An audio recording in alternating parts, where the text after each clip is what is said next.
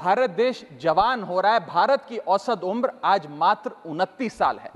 लेकिन हमने इस युवा भारत के लिए किया क्या?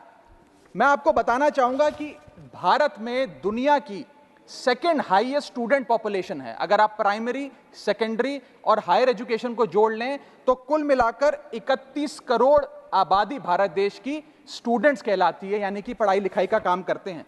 लेकिन उन युवाओं के लिए हमने किया क्या? मैं बताना चाहता हूं कि इस व्यवस्था ने, इस सरकार ने उन लोगों के लिए क्या किया। 2 आईपीएल हैं सर इस देश में। एक आईपीएल है जिसमें गेंद और बल्ले का खेल होता है, जिसे कहते हैं इंडियन प्रीमियर लीग, और दूसरा आईपीएल है जिसमें युवाओं के भविष्य के साथ खेल होता है, जो है Indian paper leak.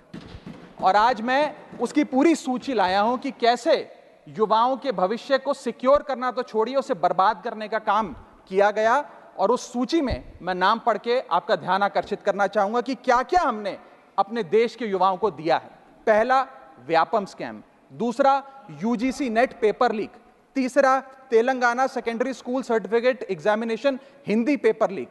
Assam HSC LC general science paper leak. Uttar Pradesh लेखपाल recruitment exam paper leak. Rajasthan forest guard recruitment exam paper leak.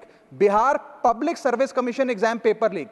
Gujarat head clerk exam paper leak. SSC CGL exam paper leak. UP TET exam paper leak. Rajasthan university paper leak. UP PSC paper leak. Maharashtra HSC exam chemistry paper leak. UP police constable qualifying exam paper leak.